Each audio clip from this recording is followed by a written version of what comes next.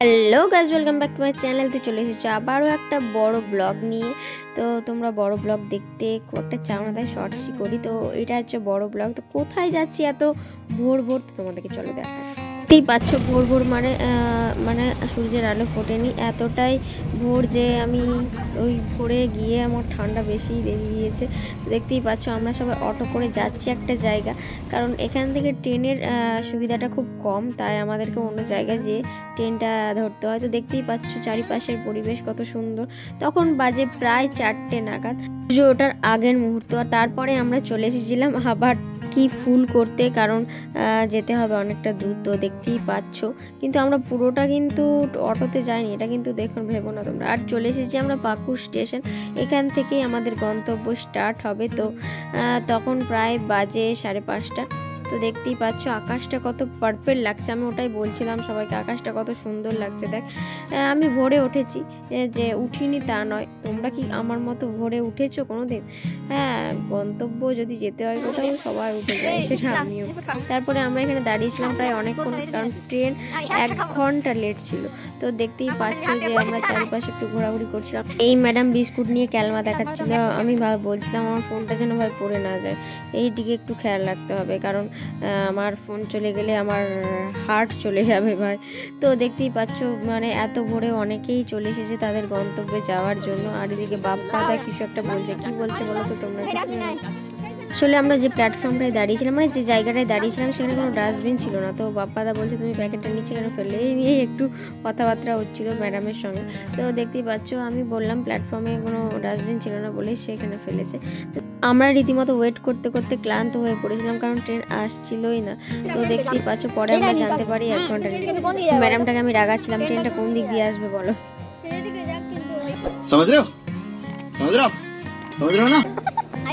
কথা শুনে তো আমি পুরো অবাক। আর এদিকে আমাদের জীবনের মতো আমাদের ট্রেনগুলো আমাদের সঙ্গে প্র্যাঙ্ক করছে। আমরা ভাবছি ট্রেন আসছে, কি আমরা উঠে দাঁড়িয়ে যার দেখছি ইঞ্জিন যাচ্ছে। তো এইভাবে দুবার ঘটেছে এই ঘটনাটা। তো আবার দেখবে আর একটা, মানে ট্রেনের বগি নেই, শুধু ট্রেনই যাচ্ছে, এই দেখো, দেখতেই পাচ্ছ। তারপরে ফাইনালি আমাদের ট্রেন চলে এসেছিল। আমাদের এত অপেক্ষার অবসান ঘটিয়ে আমরা ট্রেনের ওপর চেপে পড়েছিলাম। তো ট্রেনের ওপর না, ট্রেনের মধ্যে চেপে পড়েছিলাম। তো দেখতেই পাচ্ছ ঘন কুয়াশার মধ্যে দিয়ে যাচ্ছি, তখনও কুয়াশা প্রায় অনেক, আর রোদও উঠে গিয়েছিল। আর দেখতেই পাচ্ছ আমি পুরো কান টান ঢেকে নিয়েছি, তাও আমার এতটা শরীর খারাপ হয়ে গিয়েছে এখন যে কথা বলতে আমার অসুবিধা হচ্ছে। ও তোমাদের সামনে সমস্ত জার্নিটা তুলে ধরছি, ভয়েসটা একটু অ্যাডজাস্ট করে নিও। তো আমরা কোথায় যাচ্ছি তাই না, আমরা যাচ্ছি শান্তিনিকেতন, মানে রবীন্দ্রনাথের বাড়ি, মানে আরেক বাড়ি। রবীন্দ্রনাথের বাড়িতে হচ্ছে জোড়াসাঁকো, যেটা তিনি যেখানে জন্মগ্রহণ করেছিলেন, কিন্তু রবীন্দ্রনাথ আর একটাও বাড়ি আছে বোলপুর শান্তিনিকেতন, সেখানেই আমরা যাচ্ছি পিকনিক করতে। তো দেখতেই পাচ্ছ যে আমরা মশলা মুড়ি নিয়ে নিয়েছি, মানে নিজেরাই মাখিয়ে নিজেরাই মশলা মুড়ি তৈরি করেছি। তো দেখতেই পাচ্ছ আড়ি নিয়ে আমাকে লঙ্কা দেখাচ্ছে, বলছে এটা খাও, মানে আমি ঝালে যেন মরেই যাই, এটা চাইছে। ওই দিকে দেখলে সমস্ত স্টুডেন্টগুলোকে দিয়ে দিয়েছিলাম মুড়ি, মশলা মুড়ির মধ্যে ছিল পেঁয়াজ, লঙ্কা, তারপরে বাদাম ভাজা, ছোলা এইসবই ছিল। আর তারপরে দেখতেই পাবে আমরা কি কি খাচ্ছি। আর দেখতেই পাচ্ছ আমরা অনন্ত পথ ধরে এগিয়ে যাচ্ছি, আর সামনে একটা ট্রেনও গেল। এটা কোন ট্রেন বলো তো?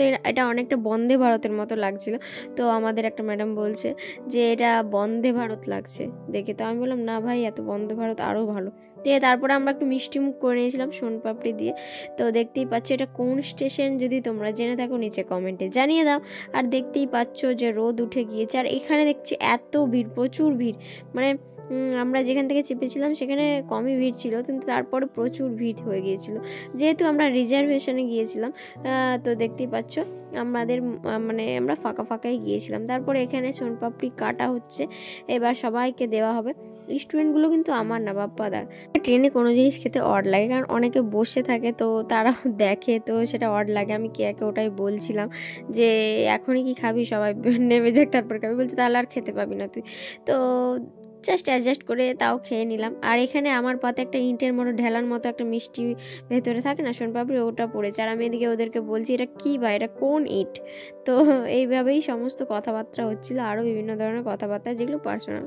তোমাদের বলা যাবে না, তোমাদেরও বলবো তোমরাও আমার সঙ্গে পিকনিক করতে চলো। আসলে এখন তো পিকনিকের সিজন চলছে, তাই অনেকেই পিকনিক করতে যাচ্ছে। এই বছর আমার কটা পিকনিক হলো জানি তো তোমরা, কারণ তোমরা আমার ডেলি ব্লগ দেখো নিশ্চয়ই, তো ব্লগ দেখো, সাবস্ক্রাইব করো।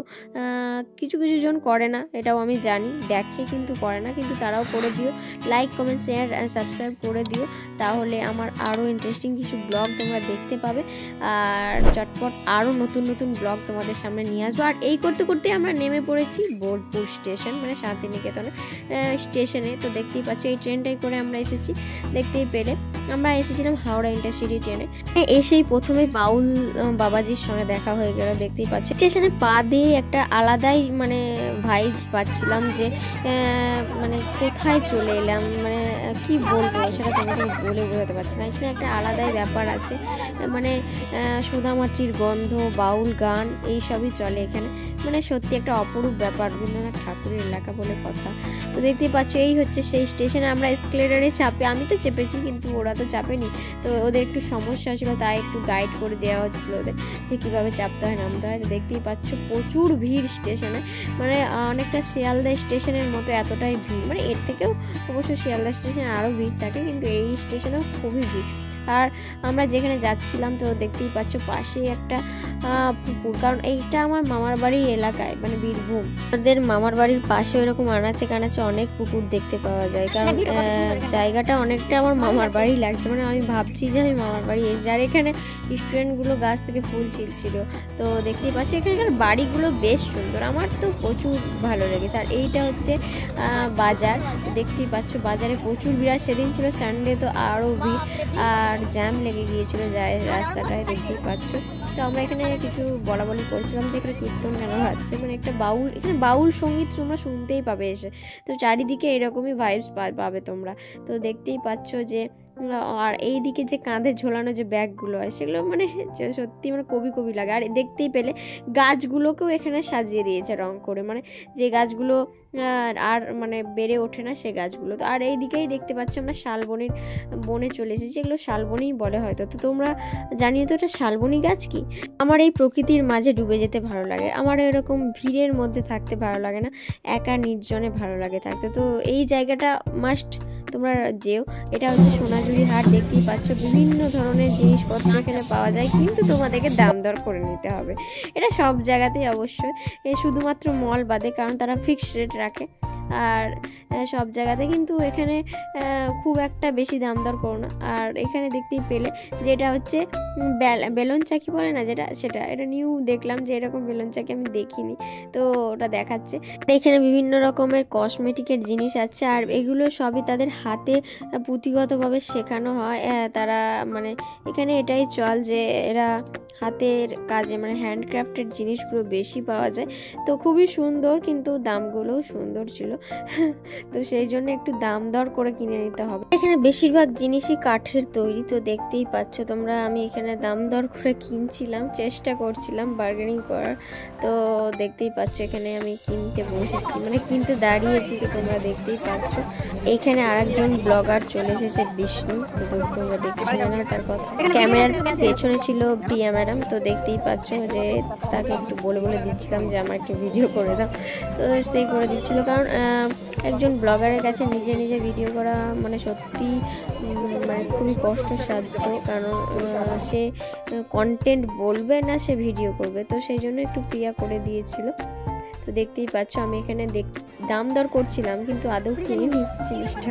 আর এই সোনাঝুরি হাটে গেলে তোমরা অবশ্যই কিছু না কিছু কেনো, কারণ এটাই তাদের সেখানকার মানুষদের রুটি রুজি। তো তোমরা কেনো, বার্গেনিং তো তোমাদের করতেই হবে, কিন্তু তবুও কিছু কেনো, তাহলেও তাদের পেটের অন্য কিছু জোগাড় হবে, তো এটাই তাদের রুটি রুজি। আমি এবার গিয়ে খুব একটা রিলস করতে পারিনি, তো যে রিলসটা আমি করেছি তার জন্য আমার ইনস্টাগ্রামে চ্যানেলে চলে যেতে হবে, তোমরা সেখানে চলে গিয়ে দেখে নিও। তোমরা দেখতে পাচ্ছ আমি একটা নাম জায়গায় চলে এসেছি।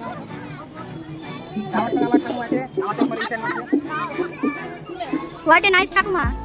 अबे साले तभी मेरा माफ करना, गुस्से में इधर उधर निकल जाता।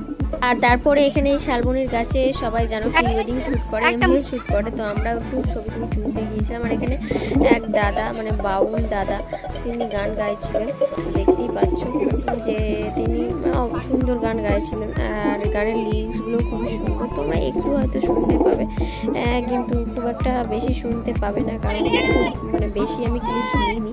তো দেখতেই পাচ্ছ। তারপরে এখানে আবার কেনাকাটা করতে এসেছিলাম ভাইয়ের জন্য, মার জন্য, বাবার জন্য, নিজের জন্য কিছু কিনে নিই। শুধু এখানকার স্মৃতি হিসেবে নিয়ে যাওয়ার জন্য রবীন্দ্রনাথের একটা পিকচার আর একটা পেনদানি কিনেছিলাম, আর এই ক্লিপসগুলো সঙ্গে করে নিয়ে যাচ্ছে, আর অনেক মধুর মধুর স্মৃতি। এখানে অনেকে যে নাচটা করে, মানে সবার একসঙ্গে হাত ধরে গান করতে করতে, সেটা করা হয়নি কারণ টাইমের খুব অভাব ছিল, তো সেটা করা হয়নি। তো নেক্সট টাইম গেলে এটা অবশ্যই করবো আর তোমাদের সামনে তুলে ধরবো। আর তারপরে আমরা চলে গিয়েছিলাম যে মিউজিয়ামটা আছে রবীন্দ্রনাথ ঠাকুরের বাড়ি, তো সেইখানে গিয়েছিলাম। তো যেতে মানে ভেতরে ঢুকতে 100 টাকা নেয়। তো এইখানে হচ্ছে এইটা বাড়িটা ফ্রন্ট গেট, আর একটা ভেতর দিয়ে যেতে হয়। এইটা হচ্ছে ছাতিমতলা, যেখানে রবীন্দ্রনাথ ঠাকুর শুধু নয়, তার বাবাও দেবেন্দ্রনাথ ঠাকুরও এখানে বসে বসে অনেক কিছু লিখেছেন। আর রবীন্দ্রনাথ ঠাকুর অনেক গান, তারপরে কবিতা, উপন্যাস সব কিছু আমাদের উপহার দিয়েছেন এই বাগান বাড়িতে। পরে আমরা মিউজিয়ামের টিকিট কেটে নিয়েছিলাম। আর এটা হচ্ছে ব্যাগ রাখার জায়গা, যেখানে তোমরা পিট ব্যাগ ক্যারি করো, তো এখানে রেখে তোমাদেরকে ভেতরে যেতে হবে। আর এটা ফ্রি অফ কস্ট, কোনো টাকা না লাগে না। দেখতেই পাচ্ছ এইটা হচ্ছে সেই রবীন্দ্রনাথ ঠাকুরের বাড়ি। তো ভেতরে ক্যামেরা অ্যালাউ নেই, তাই ভেতরের মিউজিয়ামটা তোমাদের দেখাতে পারবো না, কিন্তু আমি বলে দিচ্ছি ভেতরের মিউজিয়ামে কি কি আছে বলো তো। রবীন্দ্রনাথ ঠাকুর যা যা করেছে, মানে কি করতো ছোটবেলা থেকে বড়বেলা অবধি, রবীন্দ্রনাথ ঠাকুরের কয় ভাই কয় বোন, পুরো জন্ম তালিকা আছে।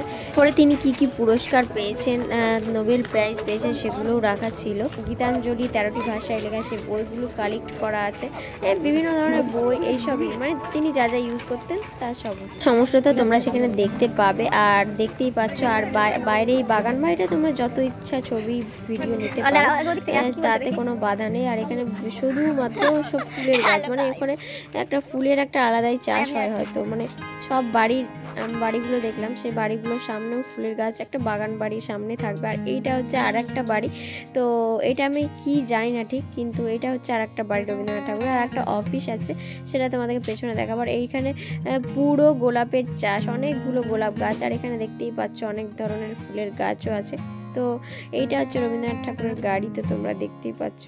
মিউজিয়ামটা অনেক বড় এলাকা জুড়ে তৈরি, দেখতেই পাবে তোমরা, দেখতেই পাচ্ছ নিশ্চয়ই। জ্যাকেট রাখবি, দেখ খুলে, এটা আমার কোন দিন পড়বে।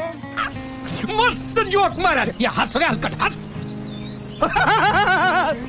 রবীন্দ্রনাথ ঠাকুরের বাড়িতে এসেছি, রবীন্দ্রনাথ ঠাকুরের এলাকায় এসেছি, তো রবীন্দ্রনাথ ঠাকুরের একটা গান বা কবিতা হবে না তা কি হয়? তো চলো তোমাদের শোনাই। তো আমার ভয়েসটা একটু ডাউন আছে, তাই তোমরা একটু অ্যাডজাস্ট করে নিও। আমি আকাশে পাতিয়া কান, শুনেছি শুনেছি তোমারই গান, আমি তোমারে সপেছি প্রাণ গো বিদেশিনী। শেষ বেলায় রবীন্দ্রনাথ ঠাকুরের বাড়ির সঙ্গে একটু ক্লিপস নিয়ে নিলাম। আর এইটা হচ্ছে জল নিকাশির একটা ব্যবস্থা, এখানে জওহরলাল নেহরু এসেছিলেন জল নিকাশির ব্যবস্থা করার জন্য, তো সেটাই শুনলাম এখন, আমি ঠিক জানি না। তো দেখতেই পাচ্ছ। তারপরে আমাদের খাওয়া দাওয়া স্টার্ট হয়ে গিয়েছিল, একটু পরিবেশনও করে দিচ্ছিলাম, তো সেই ক্লিপসটা আর নেওয়া হয়নি, মানে এত ক্যামেরাম্যান পাবো কোথায় আমি। তো তোমরা একটু ক্যামেরাম্যান হয়ে যেও আমার, তো কেউ যদি হতে চাও আমার কাছে কন্ট্যাক্ট হাই সে হাই সে ইউ। এটা কি আমি ছবি তুলছি না। তো এবার আমাদের যাওয়ার পালা, তো তোমরা দেখতেই পাচ্ছ। তারপরে খেয়ে নিয়েছিলাম, কি কি আইটেম হয়েছে তো তোমরা দেখতেই পাচ্ছ, আর বললাম না। আর এখানে শেষবেলা একটু হজমি কিনছিল এরা, আর আমি কিছু কিনিনি কিন্তু। আর এটা হচ্ছে প্রাইমারি স্কুল। কুমোরপাড়ার গরুর গাড়ি ছটা আমার মনে পড়ে যাচ্ছে। এখানে বলে না হাট বসেছে শুক্রবারে, বক্সিগঞ্জের পদ্মাপাড়ে জিনিসপত্র জুটিয়ে এনে গ্রামের মানুষ বেঁচে কেনে। এই কবিতাটার ভাইবস পেতে হলে তোমাদেরকে সোনাঝুরি হাটে যেতে হবে, তোমরা সেখানে অবশ্যই যেও। আর এই তারপরে একটি মায়ের দর্শন পেয়ে নিয়েছিলাম, তো সেখানে প্রণাম করে নিলাম। তারপরে চলেছিলাম আবার শান্তিনিকেতন স্টেশনে। দেখতেই পাচ্ছ এখানে রেনোভেট করা হচ্ছে, স্টেশনটাকে আরও সুন্দর করে বানানো হবে, তো তার সাথে আমরা একটু ক্লিপস নিয়ে নিলাম। আর সন্ধ্যা হয়ে গেছিলো, আমাদের ট্রেন ছিল 6টা নাগাদ, তো আমরা চলেছিলাম স্টেশনে। কোনো স্টেশনে দেখিনি এত সুন্দর করে ফুলের গাছ সাজানো থাকে, তো এই স্টেশনেই দেখলাম যে এত সুন্দর করে ফুলের গাছ সাজানো থাকে। পর আমরা ট্রেনে উঠে পড়বো, তো তোমরা দেখতেই পাচ্ছ এই ট্রেনটাতে করে আমরা বাড়ি যাব, মানে মালদা টাউনে। তো দেখতেই পাচ্ছ যে ট্রেন আসতেই চলেছে, আমরা বড় লোকিয়া ট্রেন আমাদের, এমন বড় লোকিয়া জানতো না। Bye bye tata goodbye गया। সিট আমরা এমন জায়গায় পেয়েছি যে বড় লোকিয়া ট্রেনে বড় লোকিয়া সিট পেয়েছি, তোমরা দেখতেই পাচ্ছ। আসলে চায়ের সাথে বিস্কুট আর জানলার পাশে সিট, এই দুটো বাঙালিদের একবারে কম্পালসারি দরকার।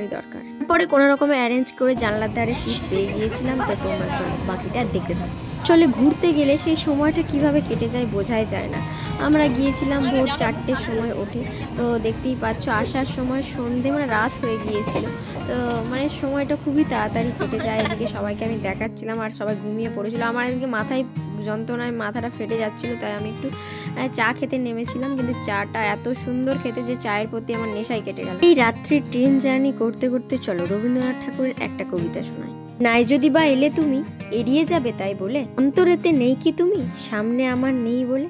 হয়তো সকলেই মনে করবে এটা তো কোনো কবিতা না, আসলে এইটা রবীন্দ্রনাথ ঠাকুরের একটা কোট। তিনি অনেক কোট লিখতেন কবিতার ছন্দে। তো আর একটা কোট তোমাদের শোনাই চলো। আসলে কিছু মানুষকে সহজে ভোলা যায় না, তারা স্মৃতির জানালায় বন্দি হয়ে যায়। তো জার্নি ব্লগটা দেখে তোমাদের কেমন লাগলো জানি, আর দেখা হচ্ছে নেক্সট কোনো বড় ব্লগে। ততক্ষণ ভালো থেকো, সুস্থ থেকো, এভাবে পাশে থেকো। Bye bye.